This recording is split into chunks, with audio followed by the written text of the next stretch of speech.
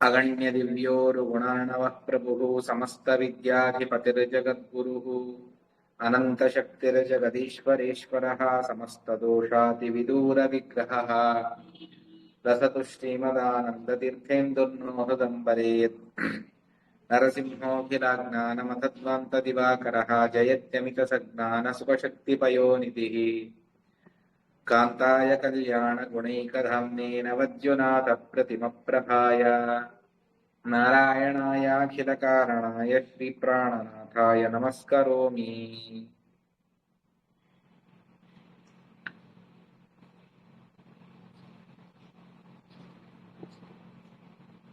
ధర్మ విజ్ఞాన వైరాగ్య పరమైశ్వర్యశాలినః ఆనందతీర్థ భగవత్పాదాన్ వందే నిరంతరం. లసతు శ్రీమదానందతీర్థేందుర్నో హృదంబరే యద్వచశ్చంద్రికా స్వాంత సంతాపం వినికృంతతి. నమోస్తు తాత్వికా దేవాః విష్ణుభక్తిపరాయణాః ధర్మమార్గే ప్రేరయంతు భవంతః సర్వ ఏవ హి. చిత్రైః పदैश्च గంభీరైః వాక్యైర్మానైరఖండితైః గురుభావం వ్యంజయంతి భాతి శ్రీ జయతీర్థవాక్. నౌమి న్యాయసుధాదికృర్జయమునీన్ శ్రీపాదరాట్సన్మణీన్ వ్యాసార్యాన్ వివిధాగమబ్ది విహరాన్ శ్రీవాదిరాజానపి వందేహం సవరాన్ రఘుత్తమ గురూన్ వైదగ్ధ్యవరాం నిధీన్ శ్రీ సత్యవ్రత రాఘవేంద్రమునిపాన్ సద్బోధ సత్యానపాన్. సత్యాభినవజో వేదవేత్తా గుర్వర్పితా కిలః సత్యాధీశో వతు మాం నిర్జితా శేషమాయభృత. సత్యధీరకరాబ్జోత్తః జ్ఞానవైరాగ్యసాగరः సత్యజ్ఞానాఖ్యతరణిः స్వాంతధ్వాంతం నికృంతతు. విద్యాయాం విబుధాచార్యం వేదజ్ఞానాబ్ధిచందిరం దుర్మతధ్వాంతమార్తాండం సత్యధ్యానమునిం భజే. సత్యాభిజ్ఞకరాబ్జోత్థాన్ పంచాశద్వర్షపూజకాన్ సత్యప్రమోదతీర్థార్యాన్ నౌమి న్యాయసుధారతాన్. శాస్త్రేషు పారదర్శ్వానం శాస్త్రజ్ఞేషు చ వత్సలం దీనభక్తోద్ధారకరం సత్యాత్మానం గురుం భజే. విద్యాపీఠ విధాతారం విద్యావారిధి చందిరం విద్యార్థివత్సలం వందే మహామహిమ సద్గురుం. ఆపాదమౌలి పర్యంతం గురూణామాకృతిం స్మరేత్ తేన విఘ్నాః ప్రణశ్యంతి సిద్ధ్యంతి చ మనోరథాః. శ్రీ గురుభ్యో నమః. హరి ఓం. మధ్వాచార్యుల వారి విశిష్టమైనటువంటి వారి యొక్క జీవితంలో ఉపనిషత్తులో ఉన్నటువంటి మహిమలను వారు ఏ విధంగా చూపించారు అన్నటువంటి దాన్ని మనం తెలుసుకుంటూ ఉన్నాం. అందులో అష్టైశ్వర్యములు అని చెప్పబడతాయి.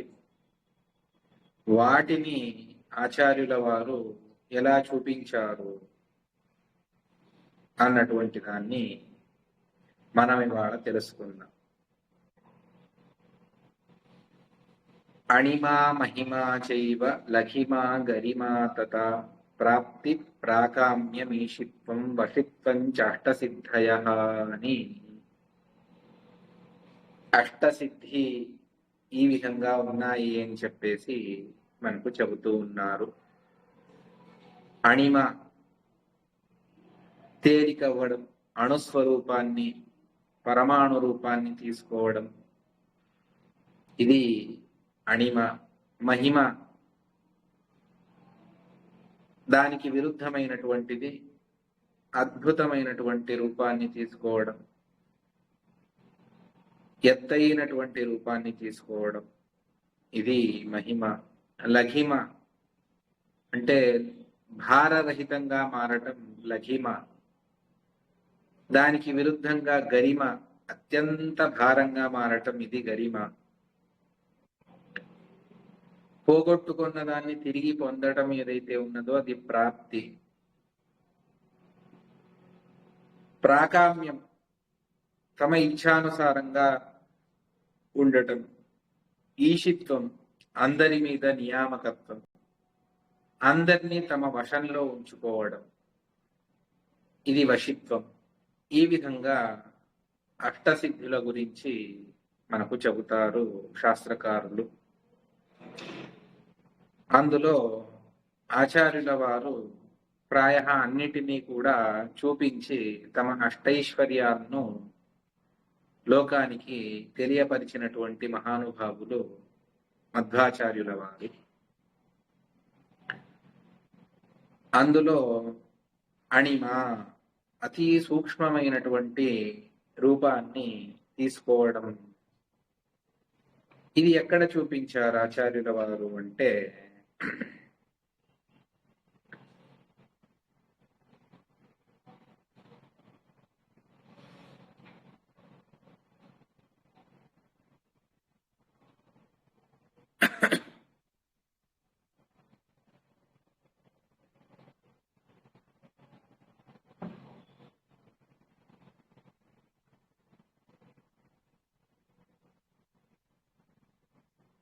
ఆచార్యుల వారిని నిన్నటి ప్రసంగంలో మనం ఆచార్యుల వారు గోవా క్షేత్రాన్ని సంచారం చేసి అక్కడ 4000 అరటి పళ్లను, అదేవిధంగా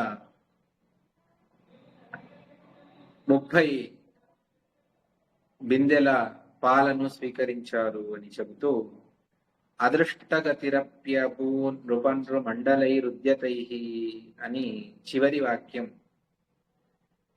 ఆ శ్లోకంలో సశంకర పదద్విజోపాహృతమాప్య గోవాక్యగాం గరిష్ట కదలీర సద్దశతి చతుష్కం చరన్ పయః కలశ పంచకత్రిక యుగాభిపూర్ణం పపౌ అదృష్టగతిరప్యపూన్ నృపన్రు మండలైరుద్యతై అన్నటువంటిది ఆ శ్లోకం. అక్కడ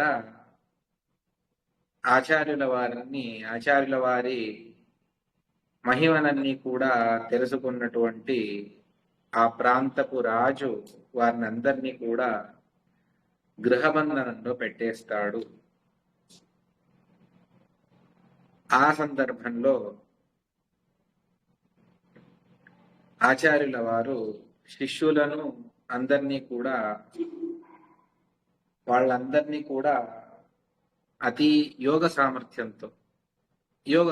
ఏమిటి అంటే వాళ్ళందరినీ కూడా ఆచార్యుల వారు అక్కడి నుండి తీసుకుని వెళ్ళి దూరంగా పంపించి వేసి, నేను ఇక్కడే ఉంటాను, మీరు వెళ్ళండి. ఎప్పుడైతే అతడు తలుపు తీసి చూస్తాడో ఆచార్యుల వారు దేవతలతో మాట్లాడుతూ ఉంటారు. ఆ సందర్భంలో రాజుకు ఆశ్చర్యం కలుగుతుంది. ఆచార్యుల వారు కోపంతో చూస్తారు. ఇదంతా కూడా నారాయణ పండితాచార్యుల వారు తమ భావ ప్రకాశికలో దీని గురించి చెబుతారు.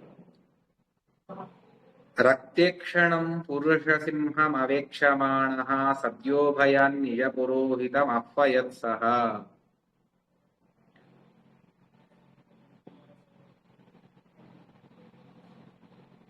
రాజాత విస్మితమనా వ్యవృణోత్కవాటం దేవైః సమం రహసి దేవగృహే ప్రవృత్తః రాజ్ఞా కవాట వివృతౌ ప్రసబోధితోసౌ.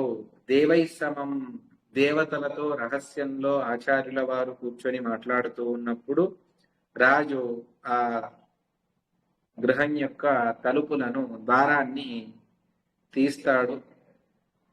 అప్పుడు ఆచార్యుల వారు కోపంతో చూస్తారు. పురోహితుణ్ణి పిలిపిస్తాడు రాజు. అప్పుడు ఆచార్యుల వారు, ఆ పురోహితుడు ప్రార్థన చేసుకోగా, మా యొక్క దేవత్వాన్ని తెలిసినటువంటి వారు ఎవరూ కూడా ఉండకూడదు అని చెప్పేసి అప్పుడే చనిపోవాలి రాజు.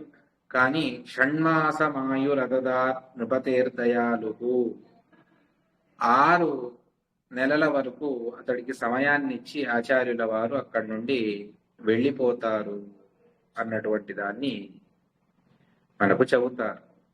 ఈ విధంగా ఆచార్యుల వారు అక్కడ సూక్ష్మత్వాన్ని ప్రదర్శించి తమ శిష్యులను అక్కడి నుండి తీసుకొని వెళతారు. అదేవిధంగా మరొక సందర్భం, శిష్యుల సందర్భమే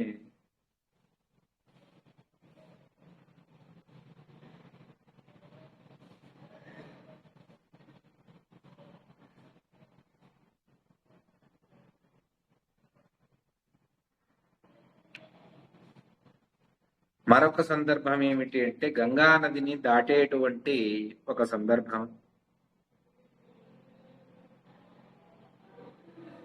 ఆ సందర్భంలో కూడా ఆచార్యుల వారు, ఇది కూడా 10వ సర్గంలోనే దీని గురించి కూడా వస్తుంది, ఏ విధంగా ఆచార్యుల వారు దాటిస్తారు అంటే తాము దాటడం మాత్రమే కాదు, శిష్యులకు కూడా ఆ అనుగ్రహాన్ని చేస్తారు. ఒక్కొక్కరు ఒక్కొక్కరు చేయి పట్టుకోండి అని చెప్పేసి చేయి పట్టుకొని అనాయాసంగా వారి దేహాలన్నీ కూడా సూక్ష్మంగా మారేట్టుగా చేసి, అంటే ఆకారం చిన్నది అవ్వదు, వారి యొక్క బరువును పూర్తిగా తగ్గించేసి నీళ్ల మీద నడుచుకుంటూ అందరూ కూడా ఆ గంగా నదిని అనాయాసంగా దాటుతారు. అంటే మధ్వాచార్యుల వారిని ఆశ్రయించినటువంటి వారు సంసార సాగరాన్నే దాటుతారు. అటువంటిది ఇది పెద్ద విషయం కాదు. ఇమాన్ స్వస్వ పూర్వాశ్రయానాత్మ వాక్యాత్ సలీలం దయాలు సమూలాశ్రయాత్మ నిషేఘ్రనాధృత్య చానన్యనన్యాం తదాత్యాయప్తాం నదీం సంస్కృతింబా అని ఆ అంత ప్రవాహం ఉన్నటువంటి ప్రధాన గంగా నది కూడా ఒక్కొక్కరు ఒక్కొక్కరు చేయి పట్టుకొని అందరూ కూడా దాటేస్తారు. ఈ విధంగా అంటే అణుత్వం అంటే సూక్ష్మత్వం అని కూడా అర్థం ఉన్నది. అదేవిధంగా అణుస్వరూపం అని కూడా అర్థం ఉన్నది. ఇక్కడ ఆచార్యుల వారు సూక్ష్మత్వాన్ని, అంటే వారి యొక్క దేహం అది నీళ్లలో వెళ్ళిపోకుండా ఆచార్యుల వారు ఆ విధంగా అందరినీ కూడా దాటిస్తారు. ఇది ఒక రూపమైనటువంటి, ఒక విధమైనటువంటి సిద్ధిగా మనం చెప్పుకోవచ్చు. అదేవిధంగా మహిమ, ఆచార్యుల వారు పెద్ద రూపాన్ని స్వీకరించడం, ఇది ఎక్కడ చేస్తారు ఆచార్యుల వారు అంటే 13వ సర్గంలో ఒక ప్రసంగం వస్తుంది. జయసింహరాజు తన ఆస్థానానికి ఆచార్యుల వారిని పిలుస్తాడు. ఆచార్యుల వారు సరే అని అక్కడికి వెళతారు. అక్కడ నరదేవ దిదృక్షయా సమేత ఉభయగ్రామ జనాజన పరేచ,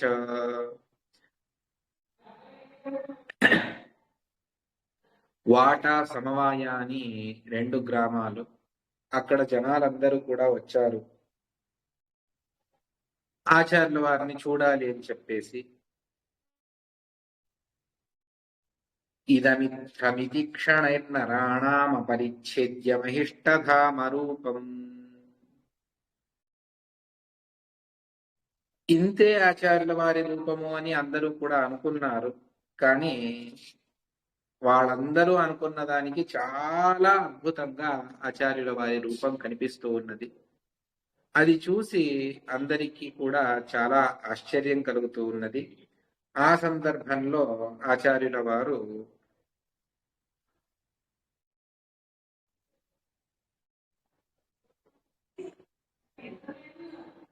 తమ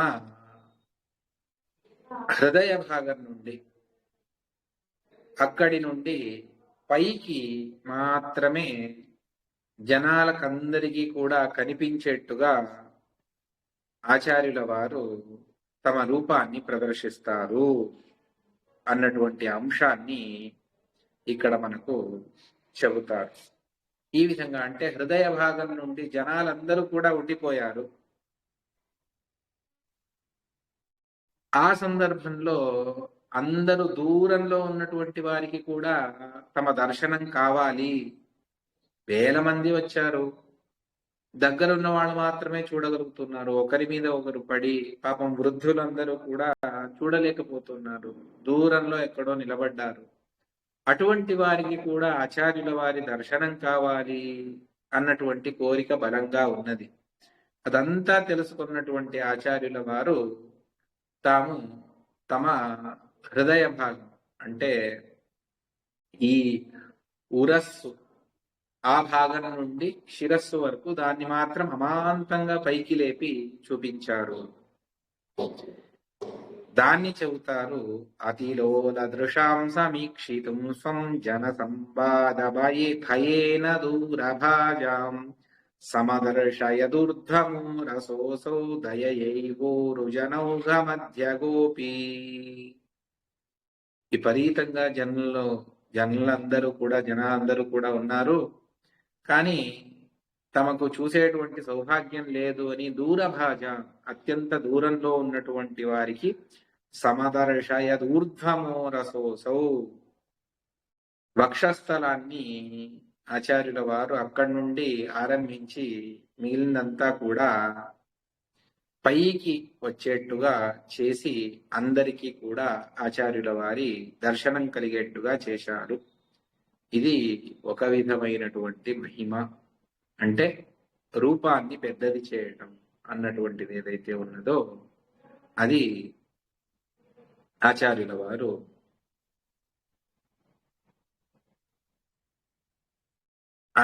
వారు ఈ విధంగా చేసి తమ మహిమను అణిమ మహిమా చేయవ గరిమ అంటే భారంగా మారడం. భారం అంటే ఊహాతీతంగా, దాన్ని కూడా వర్ణన చేస్తుంది 10వ సర్గం. అక్కడ ఒకసారి ఆచార్యుల శిష్యులందరితో కలిసి కాశీ యాత్రకు బయలుదేరుతారు. అక్కడ సంచారం చేస్తూ దిగ్విజయాన్ని చేసుకుంటూ కాశీకి వస్తారు.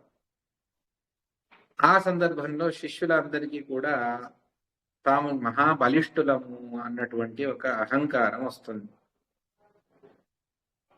ఆ అహంకారాన్ని దూరం చేయాలి అని ఆచార్యుల వారు మనస్సులో అనుకొని తాము సరే వీరందరూ కూడా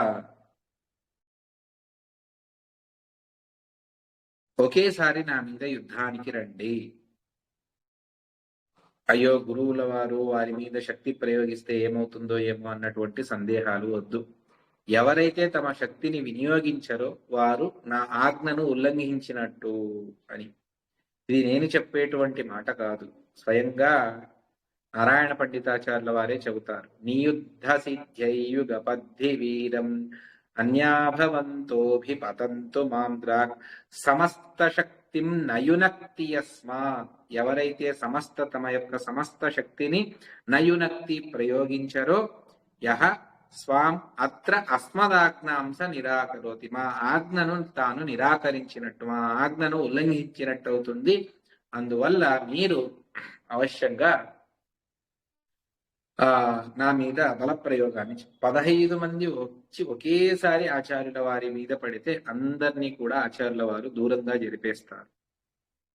తరువాత వారి మీద తమ వేళ్లను పెడతారు. అంటే చేయిని ఇలా పెట్టి కేవలం వేళ్లు మాత్రమే వారికి తాకేట్టుగా ఆచార్యుల వారు పెడతారు.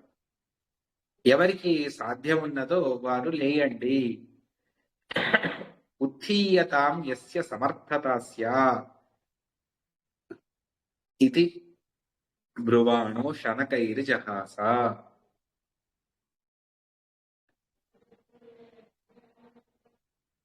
మందహాసాన్ని చేస్తారు ఆచార్యుల వారు. అప్పుడు శిష్యులందరూ అంటారు, సౌమేరవం గౌరవమావహంతి తవంగమంగాంగులయశ్చ నుంగే పురా వినశ్యామయితో దయాలో స్వామిన్ విముంచేత్యవదంస్తదాతే.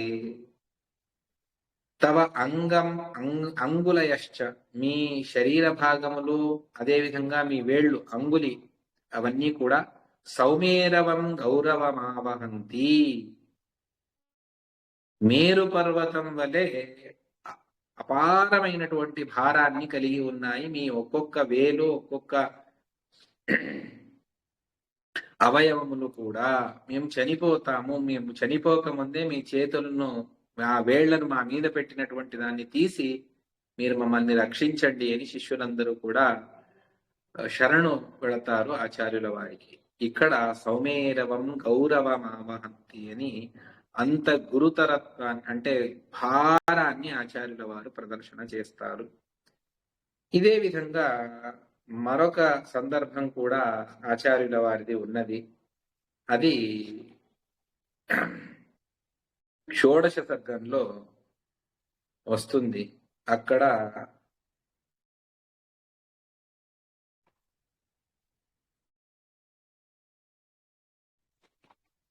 ఆచార్యుల వారు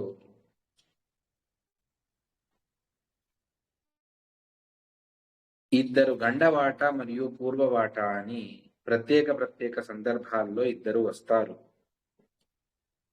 సంప్రాప్తం సహసహజేన గండవాటం స్వోజస్సన్ ప్రకటన దిశద్విశంకా శుశ్రూషామయముచితో విధాతుమీశల్లోకానాం ఇతి వచసా పరీక్షకాణాం. ఇతడు మీకు అల్ప సేవను చేస్తాడు అని చెప్పి, అతడు ఎటువంటి వాడు అంటే శ్రీకాంతేశ్వర దేవాలయం ఉన్నది, 30 మంది కలిసి ఒక ధ్వజస్తంభాన్ని మోసుకొని వస్తే ఈ గండవాట తాను ఒక్కడే తీసుకొని వచ్చేవాడట. అంత బలిష్ఠుడైనటువంటి వాడు. ఆచార్యుల వారి కంఠాన్ని అతడి సోదరుడు ఇద్దరు కలిపి గట్టిగా దాన్ని నొక్కి పట్టేసుకుంటాడు. అలా పట్టుకుంటే వారు ఎంత గట్టిగా దాన్ని ఒత్తుతూ ఉన్నారో, కంఠాన్ని స్వరం రాకూడదు. ఒక విధంగా ఆచార్యుల వారిని గొంతు నొక్కి సంహారం అన్నటువంటి దుర్బుద్ధి కూడా ఉన్నది. ఆ ఎంత గట్టిగా వాళ్ళు పట్టుపడుతూ ఉన్నారో దానికంటే అద్భుతంగా ఆచార్యుల వారి స్వరం, పాఠ ప్రవచనం యొక్క ఆ వేద మంత్రముల యొక్క స్వరం బయట పడుతూ ఉన్నది. ఈ విధంగా అక్కడ చేసి తరువాత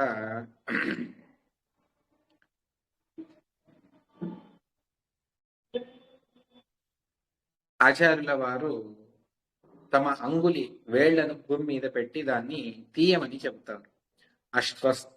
ఆశ్వస్తౌ శుచిరుదిమా వనూనమానా ఉద్ధర్తుం సమదదంగులింధరస్తాం సంగృహ్య ప్రసభరసాదతి ప్రయత్నౌ సామర్థ్యం యయతురిమౌ నకంపనేస్యాః. వారి అహంకారాన్ని తగ్గించాలి అని చెప్పేసి ఆచార్యుల వారు తాము కూర్చున్నటువంటి చోట తమ వేళ్లను భూమి మీద పెట్టి ఒక చెయ్యి ఇలా పెట్టి వేలు పెడతారు. ఆ వేలు ఒకే ఒక వేలు పెట్టి దీన్ని పైకి లేపండి అని చెబుతారు. ఆ అంత పెద్ద ధ్వజస్తంభాన్ని మోసినటువంటి వాడికి ఆచార్యుల వారి ఒక వేలు మొయ్యడం సాధ్యపడదు. ఈ విధంగా ఆచార్యుల వారు తమ గరిమ, బరువు ఎంతగా అయినా పెరగవచ్చు అన్నటువంటి దాన్ని ఆచార్యుల వారు చూపిస్తారు. అదే విధంగా అణిమాకు హనుమంత దేవుల వారు స్పష్టమైనటువంటి దృష్టాంతం. ఎంత సముద్ర లంఘనాన్ని చేసేటప్పుడు ఎంత అద్భుతమైనటువంటి రూపాన్ని తీసుకున్నారు. చాలా దివ్యమైనటువంటి ఎత్తైనటువంటి రూపాన్ని తీసుకున్నటువంటి వారు తాము ఆ లంకలో ప్రవేశించినప్పుడు భూత్వాబిడాల సమితో నిశితాం పురించ, చిన్న పిల్లి ఎంత ఆకారాన్ని తీసుకోవాలో అంత చిన్న ఆకారాన్ని తీసుకొని వెళతారు. ఈ విధంగా అణిమ మరియు మహిమ రెండు కూడా హనుమదవతారంలో స్పష్టంగా కనిపిస్తుంది. ఇక్కడ కూడా మహిమ మరియు గరిమ అణుత్వం దానికి అర్థాంతరాన్ని చేసి తెలుసుకున్నాం. ఇక లఘిమ అదే ప్రసంగంలోనే ఎప్పుడైతే ఆ పూర్వవాట తాను ఆచార్యుల వారు పెట్టినటువంటి ఒక వేలు భూమి మీద నుండి పైకి లేపకపోయాడో, అది సాధ్యపడలేదు అతడికి.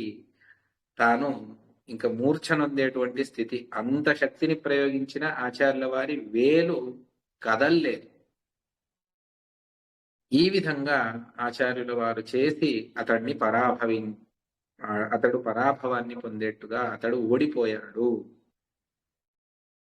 అప్పటికప్పుడు ఒక చిన్న బ్రహ్మచారి, అప్పుడే ఉపనయనమైనటువంటి 7-8 సంవత్సరాల పిల్లవాడు, వాణ్ణి పిలుస్తారు. పిలిచి వాడి మీద ఎక్కుతారు ఆచార్యుల వారు. ఎక్కి అక్కడే ఉన్నటువంటి నరసింహ దేవాలయం దాన్ని ప్రదక్షిణ చేయమని చెబుతారు. అతడు అనాయాసంగా ఒక చిన్న పువ్వు చేతి మీద పట్టుకుంటే ఎంత సునాయాసంగానో ఆ విధంగా ఆచార్యుల తమ భుజాల మీద కూర్చున్నటువంటి ఆచార్యుల వారిని మోసుకుంటూ ఆ సమగ్ర పెద్దది ఆ సుమారు నరసింహ దేవాలయాన్ని తాను ప్రదక్షిణ చేస్తాడు. ఆ ఊరి పేరే నార్ష అని పేరు. అక్కడ లఘిమ అన్నటువంటి తమ మహిమను ఆచార్యుల వారు చూపిస్తారు.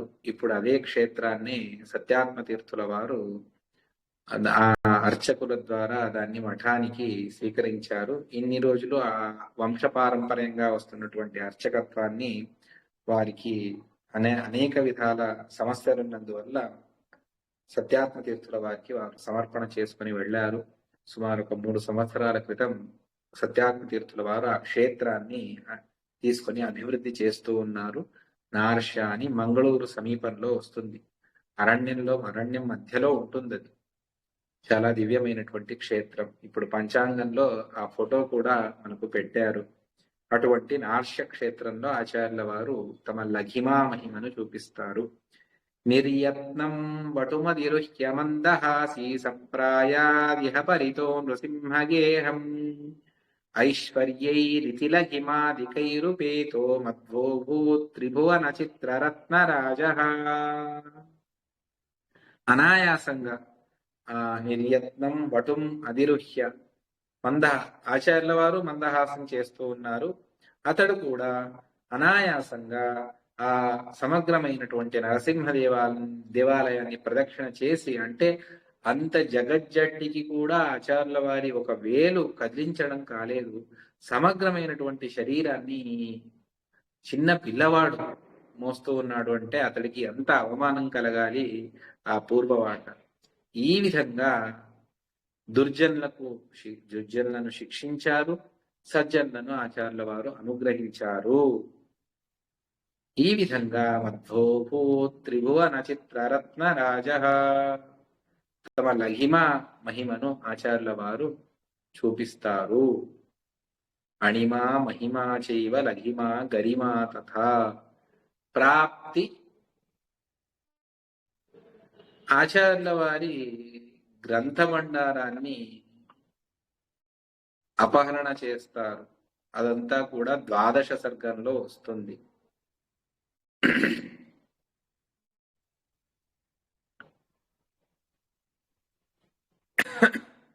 దాన్ని ఆచార్యుల వారు మళ్ళీ దాన్ని స్వీకరిస్తారు అన్నటువంటి అంశాన్ని మనకు చెబుతారు. ఈ విధంగా ఆచార్యుల వారి ప్రాప్తి అంటే పోగొట్టుకున్న దాన్ని తిరిగి పొందడం ఏదైతే ఉన్నదో దాన్ని ప్రాప్తి అని. ప్రాప్తి అంటే అనేక అర్థాలు ఉన్నాయి, ఇది ఒకటి కూడా ఉన్నది. అందువల్ల మనం ఈ విధంగా తెలుసుకోవచ్చు. ఏమవుతుంది అంటే ఆచార్యుల వారి వాద వైఖరిని తట్టుకోలేక అనేక మంది ప్రతివాదులు తాము దూరంగా వెళ్ళిపోతారు. కానీ కొంతమంది ధైర్యం చేసి వస్తారు. అందులో పుండరీకపురి, పద్మతీర్థ మొదలైనటువంటి వాళ్ళు ఉన్నారు. ఆ పుండరీకపురిని ఆచార్యుల వారు ఆ పుండరీకపురి తాను వాదంలో ఓడిపోతాడు. ఓడిపోయిన తర్వాత అప్పుడు పద్మతీర్థ అనేటువంటి అతడి మిత్రుడు తాను ఏ విధంగానైనా ఈ ఆచార్యుల వారిని మనం ఇబ్బంది పెట్టాలి, వాదంలో అయితే మేము ఓడిపోతాము, వీళ్ళ గ్రంథ సంపత్తు ఉన్నందువల్ల వీరు ఈ విధంగా వాదాన్ని చేస్తారు, ఇవన్నీ అపహరణ చేసేద్దాం అని చెప్పేసి అపహరణ చేసేస్తారు ఆచార్యుల వారి గ్రంథాలను. కృష్ణాభీష్ట శాస్త్ర విస్పష్ట సంజ్ఞాయా స్వీయ శ్రీ పాలితా సద్విజేన పద్మాఖ్యాసత్ సైంధవేన హృతాం తాం శుశ్రా వాక్యానందతీర్థాఖ్య పార్థ. శ్లేషాన్ని చూపిస్తారు. ఒకే శ్లోకంలోనే 2 అర్థాలను నారాయణ పండితాచార్యులు, అంటే మధ్వ విజయం 2వ శ్లోకం అనాకులం గోకులముల్లలాస అక్కడి నుండి ప్రారంభించుకొని 8వ సర్గంలో చాలా అద్భుతంగా ఒక్కొక్క శ్లోకంలో రెండు భగవద్ రూపాలను, కొన్ని శ్లోకాలైతే ఒకే శ్లోకం కృష్ణ మరియు రామ రూపాలను వర్ణన చేస్తూ చేస్తూ చేస్తూ వస్తుంది. ఆ విధంగా దివ్యమైనటువంటిది. ఇక్కడ కూడా నారాయణ పండితాచార్యుల వారు శ్లేషాన్ని చెబుతారు. ఒకే శ్లోకం రెండర్థాలు. వెనకటికి సద్విజేన శ్రేష్టమైనటువంటి బ్రాహ్మణ శ్రేష్ఠులైనటువంటి ధౌమ్యాచార్యుల వారి ద్వారా ద్రౌపది రక్షించబడుతూ ఉన్నప్పుడు వనవాసంలో సైంధవుడు వచ్చి ఆ ద్రౌపదిని అపహారం చేస్తే అర్జునుడు ఏ విధంగా వెళ్ళి ఆ యుద్ధానికి సిద్ధమయ్యాడో అదే విధంగా ఇక్కడ కూడా సాక్షాత్తు త్రివిక్రమ పండితాచార్యుల వారి తమ్ముడు శంకర పండితుల వారు, ఈ గ్రంథకర్తృలైనటువంటి నారాయణ పండితాచార్యుల వారికి కక్కగారు. వారు ఆచార్యుల వారి గ్రంథ సంపత్ అంతా కూడా వారి దగ్గరే ఉండేది. వారు దాన్ని సంరక్షణ చేసేటువంటి బాధ్యతను తీసుకున్నారు శంకర పండితులు. త్రివిక్రమ పండితాచార్యుల వారి కంటే చాలా ముందే ఆచార్యుల వారి శిష్యరికత్వాన్ని స్వీకరించి ఉంటారు శంకర పండితుల వారు. అటువంటి శంకర పండితుల వారి దగ్గర ఉన్నటువంటి ఆ గ్రంథ సంభారాన్ని పద్మతీర్థ అనేటువంటి సైంధవుడు అపహరించబడింది అన్నటువంటి దాన్ని ఆచార్యుల వారి చెవిన పడుతుంది. అప్పుడు అక్కడ ఉన్నటువంటి అధికారులకు చెప్పి రాజుకు చెప్పమని చెబుతారు. చెప్పిన తర్వాత సరే అని రాజు మేము రాజ సమక్షంలోనే తీసుకుంటాము అని చెప్పి ఆచార్యుల వారు చెబుతారు. దానికి అనుగుణంగా ఆచార్యుల వారు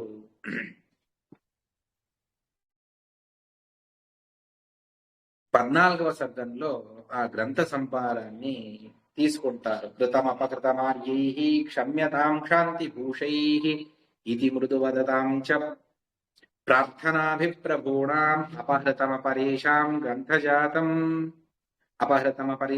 మంత్రతో గ్రంథజాతం దశహృదయ నియోగాత్ అగ్రహీత్ శంకరార్యః.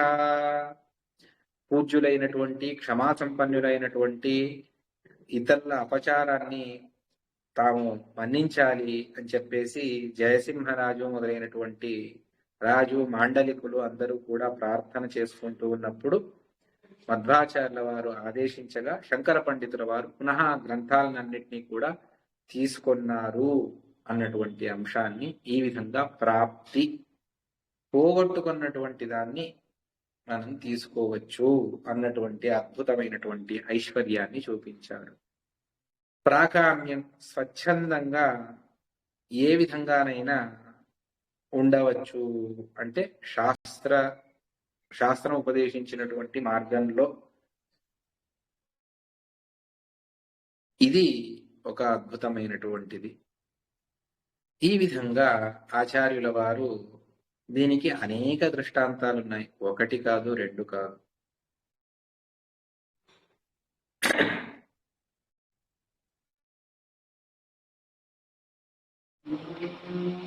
ఆచార్యుల వారు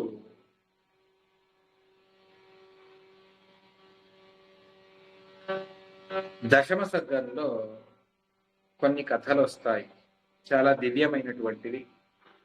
అక్కడ ఆచార్యుల వారు తమ అద్భుతమైనటువంటి మహిమను చూపిస్తారు.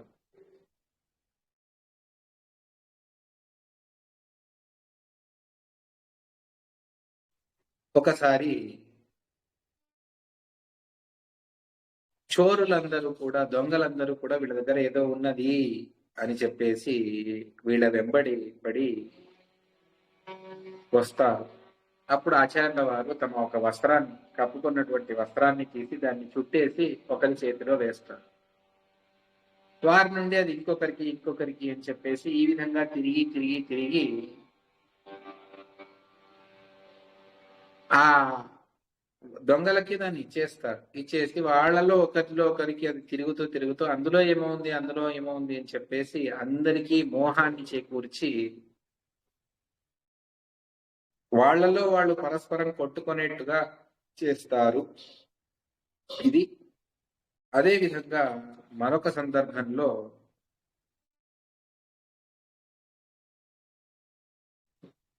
చోరులు వచ్చి ఆచార్యుల వారి మీద, శిష్యుల మీద పడ్డప్పుడు ఒకే ఒక శిష్యుడికి ఒక కుఠారాన్ని ఇచ్చి అందరినీ కొట్టి తరిమి అని చెప్పేసి చెబుతారు. ఆ విధంగా చేస్తూ అందరినీ కూడా తరిమేస్తారు. ఆ శిష్యులు ఎవరో కాదు, ఉపేంద్ర తీర్థులు అన్నటువంటిది. ఆ ఉపేంద్ర తీర్థులు సాక్షాత్తు ఇప్పుడు పర్యాయం జరుగుతూ ఉన్నటువంటి పుత్తిగే మఠానికి మూల పురుషుడు ఉపేంద్ర తీర్థులు. వారి చేతిలో ఒక కుఠారాన్ని ఇచ్చి అందరినీ కూడా అక్కడి నుండి పంపించి వేస్తారు. ఈ విధంగా తాము ఏది అనుకుంటే అది జరగాలి. అటువంటిది అద్భుతమైనటువంటి ఐశ్వర్యం. ఒకసారి మళ్ళీ చోర్లు వచ్చినప్పుడు ఆచార్యుల వారు దగ్గరికి వచ్చినప్పుడు అందరు అలాగే నిలబడండి అని ఆచార్యుల వారు శిష్యులకు ఆదేశిస్తారు. అందరు అలాగే నిలబడిపోతారు. చూస్తే వచ్చి దగ్గరగా చూస్తే అవన్నీ శిలలు, రాతితో చేసినటువంటి ప్రతిమలు అన్నటువంటి బుద్ధిని వారికి కలిగిస్తారు. అయ్యయ్యో, మేము వీళ్ళెవరో ఉన్నారు, వీళ్ళ దగ్గర ఏదో దోచుకోవాలి అని వస్తే ఇవన్నీ కూడా రాళ్లతో చేసినటువంటి ప్రతిమలు అని అనిపించి సరే అని వదిలిపెట్టి దూరంగా వెళ్ళిపోతారు. అప్పుడు మళ్ళీ ఆచార్యుల వారు నడుచుకుంటూ వెళ్ళిపోతారు. ఈ విధంగా చేస్తారు ఆచార్యుల వారు.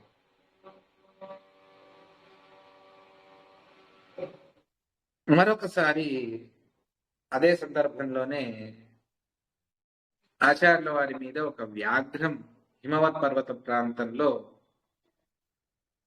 తమ శిష్యులైనటువంటి సత్యతీర్థులు అంటే ఇప్పుడున్నటువంటి భండారికేరి మఠానికి వాళ్ళు మూల పురుషులు అని చెబుతారు.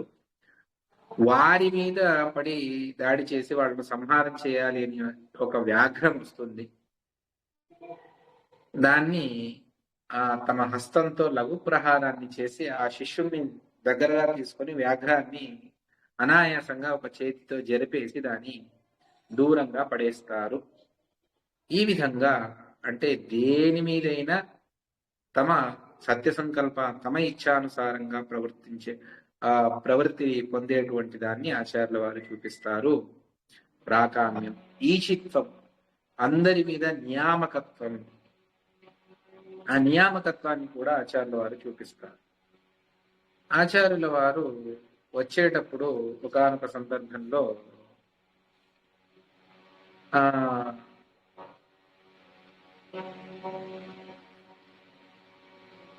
ఉడిపి సమీపంలో ఒక ప్రాంతపు రాజు ఈశ్వరదేవ అని. ఆ ఈశ్వరదేవ అతడు ఏం చేస్తాడు అంటే తన ఊర్లో చెరువు తవ్వించాడు. జనాలను పెట్టి తవ్విస్తే వాళ్లకు డబ్బులు ఇవ్వాలి, రోజు కూలి పని చేస్తే వాళ్ళకు డబ్బులు ఇవ్వాలి. అదంతా ఎందుకు అనుకున్నాడో ఏమో, మా ఊరి మీద, మా రాజ్యం మీద ఎవరైతే వెళతారో, ఈ దారి గుండా ఎవరైతే వెళతారో వాళ్ళందరూ కూడా మాకు టోల్ ట్యాక్స్ లాగా ఇక్కడ వాళ్ళు పని చేసి వెళ్ళాలి. ఏమిటి పని అంటే ఈ చెరువు తవ్వాలి. ఒక అరగంటనో గంటనో వాళ్ళు తవ్వేసి మట్టినంతా తీసి వెళ్ళాలి. ఇలా ఆజ్ఞాపిస్తాడు. తాను అక్కడే తిష్ట వేసి కూర్చొని ఉంటాడు. ఆచార్యుల వారు శిష్య సమేతంగా ఆ మార్గం గుండా వెళుతూ ఉన్నారు. వెళుతూ ఉన్నప్పుడు ఆచార్యుల వారికి కూడా చెబుతాడు, నేను ఈ ప్రాంతపు రాజు, నేను ఆజ్ఞాపిస్తున్నాను, మీరు ఇది చెయ్యాలి. ఆచార్యుల వారు అంటారు, ఎలా చేయాలో మాకు తెలియదు, ఒకసారి చూపించు అని అంటారు. మీకు తెలియదా ఎలా చేయడము? సరే నేను చూపిస్తాను చూడండి అని వాడు తవ్వడం ప్రారంభిస్తాడు. తవ్వుతూనే ఉంటాడు. ఆచార్యుల వారు శిష్యుల్ని పెంచుకొని వెళ్ళిపోతారు. అలా చాలాసేపు తవ్వడం, మట్టిని తీసేయడం, ఇదే విధంగా రాజే చేస్తూ ఉండిపోతాడు. అంటే ఎవరు సర్వజీవ నియామకులో అటువంటి ఆచార్యుల వారిని ప్రేరేపించేటువంటి వాడు ఒక్క శ్రీహరి మాత్రమే తప్ప వేరే వారికి అది లేదు. అందరి మీద ప్రభుత్వం ఉన్నటువంటిది మధ్వాచార్యుల వారికి మాత్రమే. దాన్ని ఈ ప్రసంగంలో నారాయణ పండితాచార్యుల వారు చెబుతారు.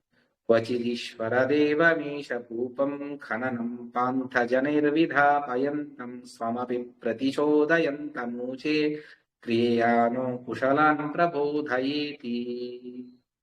ఈశ్వరదేవ పాంథజనం విధాపయంతం, దారిలో పోయేటువంటి వారికి ఆ పనిని అప్పజెప్తూ స్వమపి ప్రతిచోదయంతం, తమకు కూడా చెప్పినటువంటి అతడికి క్రియయాను అకుశలాన్, ఈ క్రియలో మాకు తెలియదు, పాఠ ప్రవచనం అంటే చేస్తాను తప్ప ఇవన్నీ మాకు తెలియదు, చూపించు, క్రియయా అకుశల నహ ప్రబోధయ, మాకు తెలపండి అంటే ప్రకారం ప్రకటీకర్తుం ఆరభ్య విరరామనో మహీయో మతి మాహాత్మ్యాద్ వైవశ్యేన కలం కలహ. ఆ ఆచార్యుల వారి మాహాత్మ్యంతో అతడు తాను ప్రారంభించింది అలాగే చేస్తూనే ఉండిపోతాడు, ఎంతో సమయం వరకు చేస్తూనే ఉంటాడు. అంత లోపల ఆచార్యుల వారు అక్కడి నుండి వెళ్ళిపోతారు. ఈ విధంగా ఆ సందర్భంలోనే ఏకాక్షర గీతిని నారాయణ పండితాచార్యుల వారు ఇక్కడ చెబుతారు. నాని నేనా నేనా, నాని నేనా నేనా నో, నాని నేనా నేనా నూనే నూనేన ననున్న నానా నాను నూనం నాని నానూన నానున్న, నాని నేనా నేనా నేను నూనేన ననున్న నానా నాను నూనం నాని నానూన నానున్న. ఈ విధంగా ఏకాక్షర గీతి అని, ఒకే అక్షరంతోనే, అంటే ఇందాక చెప్పినటువంటి ప్రధాన ప్రమేయం మధ్వాచార్యుల వారిని ఆదేశించేటువంటిది, వారిని ప్రేరేపించేటువంటిది శ్రీహరి మాత్రమే తప్ప వేరే ఎవ్వరూ కూడా కాదు. ఈ ఈశ్వర దేవుడు ఏం చేస్తాడు, ఆ చేస్తే ఆ ఈశ్వర దేవుడు చేయాలి తప్ప ఈ ఈశ్వర దేవుడికి అది సాధ్యపడదు అన్నటువంటి ప్రమేయాన్ని మనకు ఆచార్యుల వారు చెప్పి అర్థాత్ చూపిస్తారు. ఈ విధంగా ఈశిత్వం, అందరి మీద నియామకత్వం ఏదైతే ఉన్నదో దాన్ని చూపిస్తారు.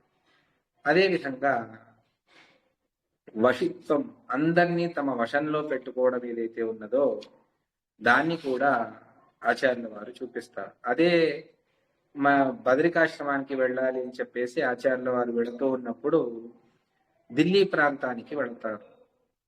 వెళితే అక్కడ ఆ గంగా నదిని దాటడానికి నావలేవి పెట్టారు, ఎందుకంటే తమ రాజ్యంలో శత్రువులు రావాలి అంటే.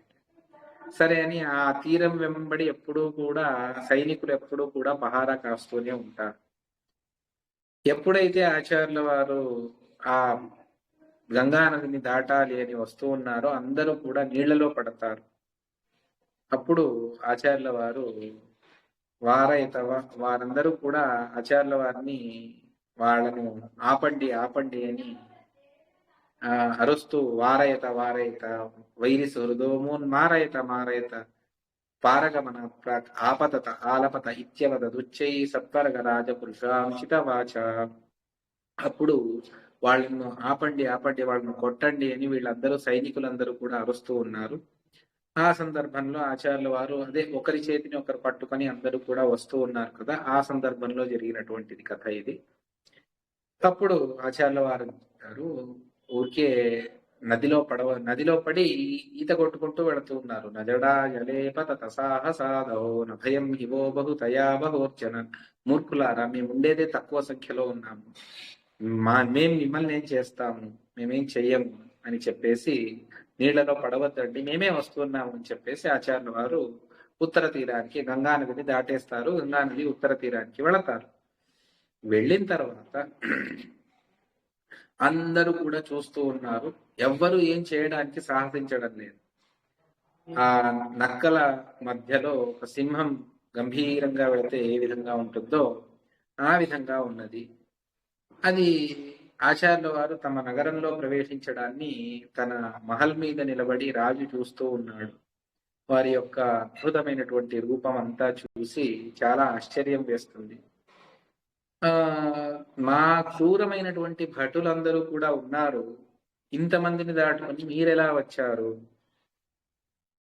ఏం చేస్తూ ఉంటారు మీరు అని అంతా అడిగితే ఆచార్యుల వారు వాడి భాషలో, వాడికి అర్థం అవ్వాలి కదా, ఉర్దూనో అరబ్బీనో వాడి భాషలో మాట్లాడతారు. ఏం చెప్తారో సూర్యుడిని చూపిస్తారు. ఆ సూర్యుడు ఉన్నాడు కదా అందరికీ కనిపించే, ఆ సూర్యాంతర్యామి నారాయణుడే మాకందరికీ దైవము. మేము యాత్రలు చేసుకుంటూ వెళుతూ ఉన్నాము, ఉత్తర దేశానికి వెళతాము, మళ్ళీ కిందికి వెళ్ళిపోతాము. మేమేం చేసినా సూర్య భగవానుడి సూర్యాంతర్యామి నారాయణుడి అనుగ్రహంతోనే అని అతడి భాషలో మాట్లాడుతాడు. అతడు ఇంతగా ఇంప్రెస్ అవుతాడు అంటే ఆచార్యుల వారి మీద, దాన్ని చెబుతారు. యోసౌ దేవో విశ్వదీప ప్రదీప్త కుర్మః సర్వం తత్పరానుగ్రహేణ యామస్తావత్ పూర్ణమాషాముదీచి మిథ్యాత్యం తద్భాషయా చిత్రవాక్యం. అతడి భాషలో మాట్లాడి అతడికి చెబుతాడు, తెలియపరుస్తాడు. అది విని చాలా ఆశ్చర్యపడతాడు రాజు. వారి యొక్క సంలక్షణాలు, ఆ దేహం అంతా, శిష్య పరివారాన్ని చూసి ఎంతగా ఆచార్యుల వారికి వశమవుతాడు రాజు అంటే, గాంభీర్యం ధృతిమురువీర్యమాల్య భావం తేజోగ్ర్యం గిరమపి దేశకాలయుక్తాం రాజాస్య స్ఫుటముపలభ్య విస్మితోస్మై రాజ్యార్థం సపది సమర్పయాం బభూవ. ఆచార్యుల వారి అద్భుతమైనటువంటి గాంభీర్యాన్ని, ధైర్యాన్ని, ఉత్కృష్టమైనటువంటి పౌరుషాన్ని, వారి పూజ్యత్వాన్ని, వారిలో చూస్తేనే పూజ్య భావన కలగాలి, శ్రేష్టమైనటువంటి వర్చస్సు ముఖంలో, ఇవన్నీ చూసి దేశకాలోచితమైనటువంటి మాటలు భటులందరూ కూడా వెళ్ళి రాజుకు చెబుతారు. ఇంతమంది మేమున్నా కూడా ఎందుకు నీళ్లలో పడతారు? పడవద్దండి, మేమే మీ దగ్గరికి వస్తాం, మా వల్ల మీకేం భయం లేదు, మేము తక్కువ మంది ఉన్నాం, మీరు చాలా మంది ఉన్నారు. రాజు వచ్చిన తర్వాత రాజుకు సులభంగా దేవుడు ఏమిటి, ప్రత్యక్షమైనటువంటి అంత ప్రకాశ స్వరూపుడైనటువంటి భగవంతుడు సూర్యనారాయణుడు అని చెప్పి ఆ దేశకాలయుక్తమైనటువంటి మాటలన్నీ కూడా విని రాజాస్య స్ఫుటముపలభ్య విస్మితోస్మై రాజ్యార్థం సపతి సమర్పయాంబ భూవ. అప్పటికప్పుడు తన అర్ధరాజ్యాన్ని నేను మీకు ఇచ్చేస్తాను, తీసుకుని వెళ్ళండి అని అంటాడు. ఎవడు ఏ సనాతన ధర్మాన్ని, హైందవ మతాన్ని ద్వేషించేటువంటి ఒక రాజు, తురుష్క రాజు, తాను అర్ధరాజ్యాన్ని ఇచ్చేస్తాను అని చెబుతాడు. ఈ అర్ధరాజ్యాన్ని మీరు తీసుకోండి, మీరు పరిపాలించండి. ఆచార్యుల వారు, మేము పరిపాలన చేయం, మా పని వేరే ఉన్నది అని ఆచార్యుల వారు సమస్య వచ్చినప్పుడు దాని నుండి ఏ విధంగా బయటపడాలి అన్నటువంటి దాన్ని శిష్యులకు చూపించి అక్కడి నుండి వెళ్ళిపోతాడు. అంటే ఆ రాజు ఎంతగా ఆచార్యుల వారికి వశమయ్యాడు అన్నటువంటిది, ఏదో బంగారు ఇస్తాను, డబ్బిస్తాను, భూమిని ఇస్తాను కాదు, అర్ధ రాజ్యాన్ని మీకు ఇస్తాను అని. రాజ్యార్థం సపది సమర్పయాంబ భూవా, సమర్పణ చేసేస్తాడు.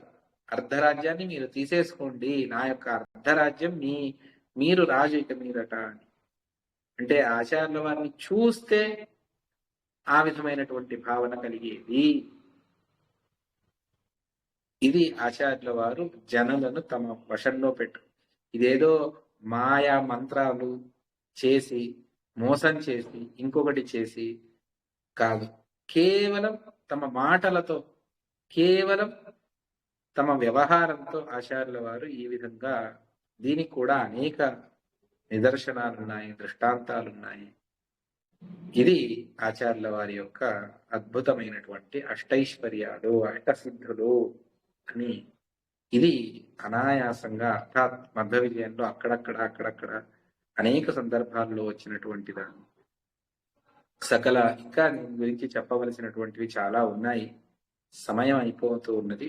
ఇంకా ఒక్కటి దాన్ని ఆచార్యుల వారి యొక్క, అంటే ఏదైనా ఆచార్యుల వారు చేయగలరు, దీనికి దృష్టాంతంగా ఇప్పటికి కూడా మనం చూసేటువంటిదైతే,